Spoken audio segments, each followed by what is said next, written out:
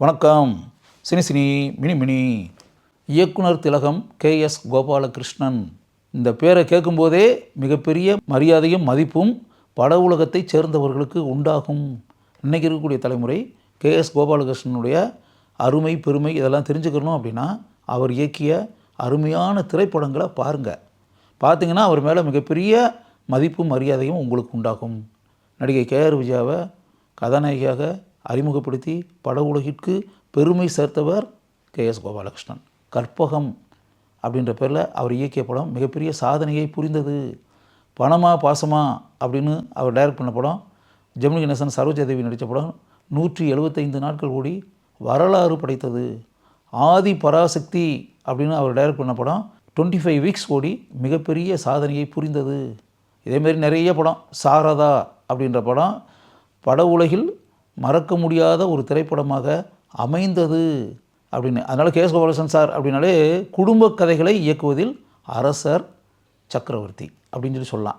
KS Gopalakrishnan sir எனக்கு நல்ல பழக்கம். சாலிகிராமத்தில் வடபழனி ஏரியாவில் கற்பகம் ஸ்டுடியோ அப்படின்னு ஒன்று இருந்துச்சு. அந்த கற்பகம் ஸ்டுடியோ அவருடைய சொந்த ஸ்டுடியோ. நான் பத்திரிகையில் பணியாற்றிக்கிட்டு இருந்த காலகட்டத்திலும் சரி, படங்களில் மக்கள் தொடர்பாளராக பணியாற்றிக்கிட்டு இருக்கக்கூடிய காலகட்டத்திலும் சரி, KS கோபாலகிருஷ்ணன் சார்கிட்ட அவர் அலுவலகத்துக்கு போய் மணிக்கணக்கில் பேசிக்கிட்டு இருப்பேன். அவருடைய பட உலக வாழ்க்கையில் நடைபெற்ற பல அருமையான சம்பவங்களை எல்லாம் சொல்லி நான் கேட்பேன். அவர்கிட்ட ஒரு நாள் நான் சொன்னேன், சார் ஒரு விஷயம், நீங்கள் டைரக்ட் பண்ண படம் எல்லா படங்களையும் நான் பார்த்துருக்கேன். இன்னும் சொல்ல போனோமா 1963 நீங்கள் கற்பகம் திரைப்படத்தை பண்ணியிருக்கீங்க.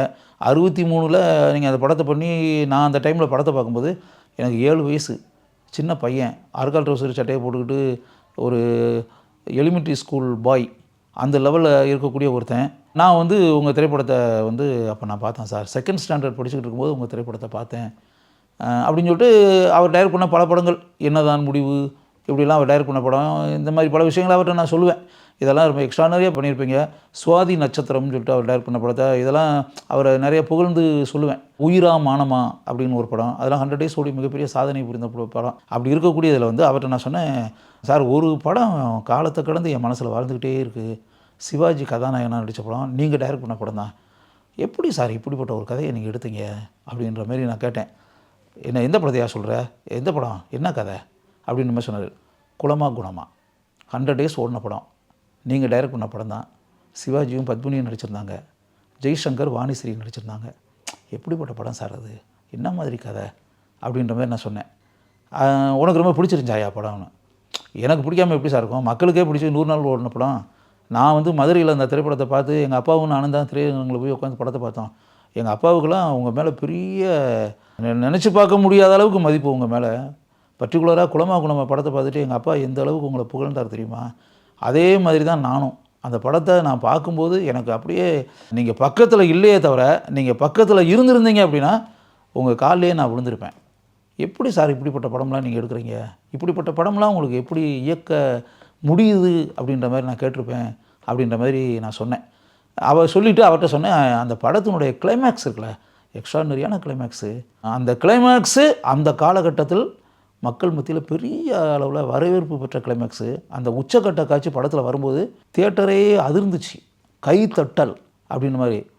மதுரையில் எல்லோரும் கைத்தட்டாங்களாயான்னு. சார் என்ன சார் கேள்வி, 1200 பேர் 1300 பேர் உட்காந்துருக்கக்கூடிய தியேட்ரு, 1300 பீப்புளும் எந்திரிச்சு கைதட்டினா எப்படி இருக்கும். அப்படிப்பட்ட ஸ்டாண்டிங் ஓவேஷன் வாங்கின கிளைமேக்ஸு குலமா குணமா படத்தினுடைய கிளைமேக்ஸ்ன்னு சொல்லிட்டு. இப்போ இந்த அளவுக்கு புகழ்ந்துட்டேன்ல, அவரை பாராட்டி புகழ்ந்துட்டேன், இந்த கிளைமேக்ஸ் ஒன்று அப்படின்ற மாதிரிலாம் சொல்லிட்டேன்ல. இப்போ அந்த கிளைமேக்ஸ் என்ன அப்படின்றத உங்களுக்கு தெரியணும்ல, இன்றைக்கி இருக்கக்கூடிய ப்ரெசன்ட் யங் ஜெனரேஷன் நீங்கள் தெரிஞ்சுக்கணும் அப்படின்றத நான் சொல்கிறேன். என்ன அப்படின்னா, அதில் குலமா குணமா படத்தில் அந்த ஊரினுடைய மிகப்பெரிய தலைவராக சிவாஜி வருவார். ஊர்லேயே பெரிய மனுஷன், எல்லோரும் மதித்து மரியாதையோடு பார்க்கக்கூடிய ஒரு ஆள்.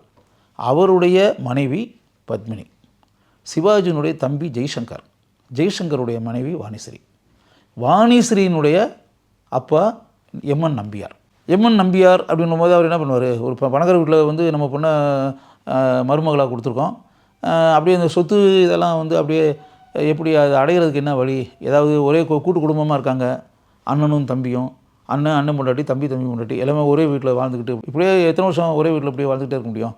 பாகத்தை பிரித்து இப்படின்ற மாதிரி இருந்தால் தானே நம்ம மகளுக்கு சொத்தெல்லாம் அந்த பக்கம் வரும்.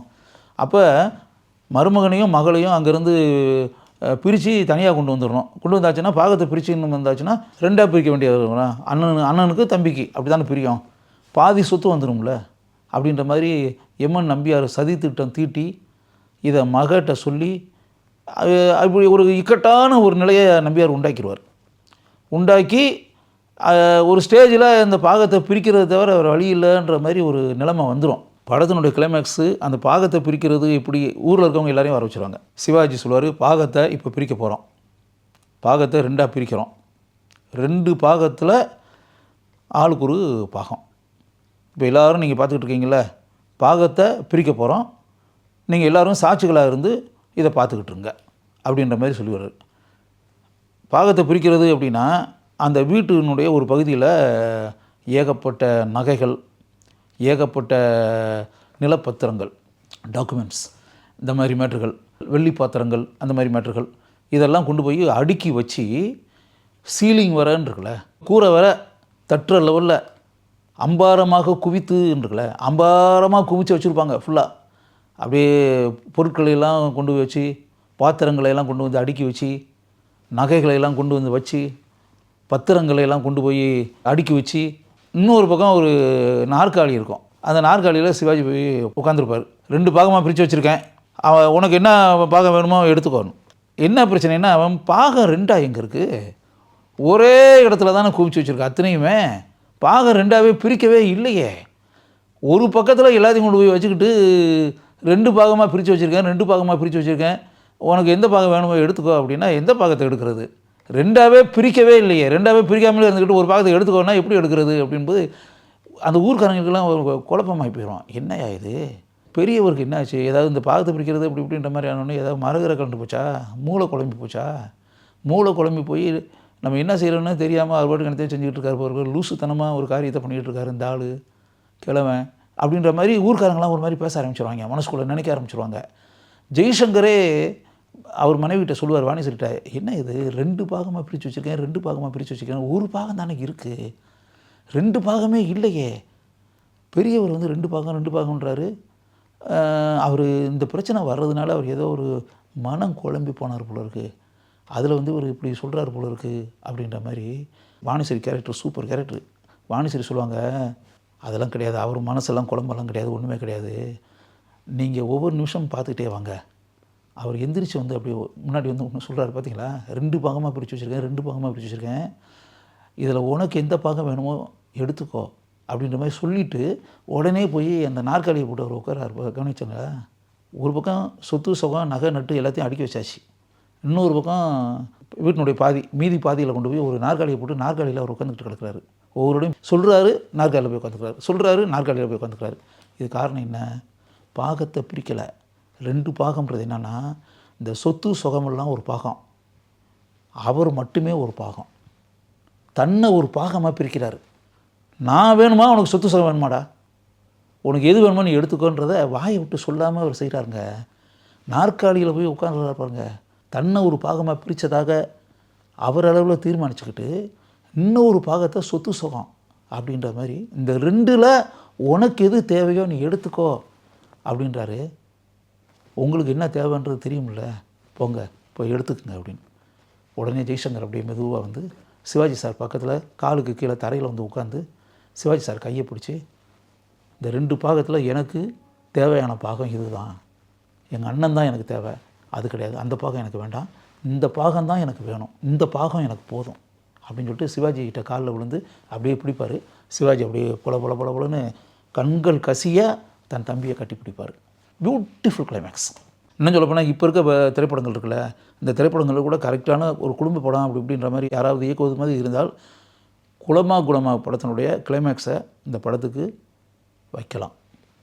நீங்கள் வச்சுருக்கக்கூடிய கதைக்கு இப்படிப்பட்ட கதை இருந்தால், இந்த பேட்டர்னில் கதை ஏதாவது குடும்ப கதை அப்படி இப்படின்ற மாதிரி பண்ணிங்கன்னா பொருத்தமாக இருக்கும் பட்சம் குலமா படத்தினுடைய உச்சக்கட்ட காட்சியை அனுமதி பெற்று, அவருடைய குடும்பத்தை சேர்ந்தவங்களாம் இருக்காங்கள்ல, அவருடைய சன்ஸ் எல்லாருமே இருக்காங்க, கேஎஸ் கோபாலகிருஷ்ணன் சார் சன்ஸ் எல்லாம், அதனால் அவங்ககிட்ட வந்து அனுமதி பெற்று இன்றைக்கி இருக்கக்கூடிய காலத்திற்கு ஏற்ற மாதிரி, இன்றைக்கி இருக்கக்கூடிய ட்ரெண்டுக்கு ஏற்ற மாதிரி, இன்றைக்கி இருக்கக்கூடிய படமாக்கும் முறைக்கு ஏற்ற மாதிரி நீங்கள் வந்து அந்த சம்பவத்தை உங்களுடைய கதைகளில் வைக்கலாம். நிச்சயமாக மக்கள் கைதட்டி பாராட்டுவார்கள், மதிப்பார்கள், மரியாதை கொடுப்பார்கள்.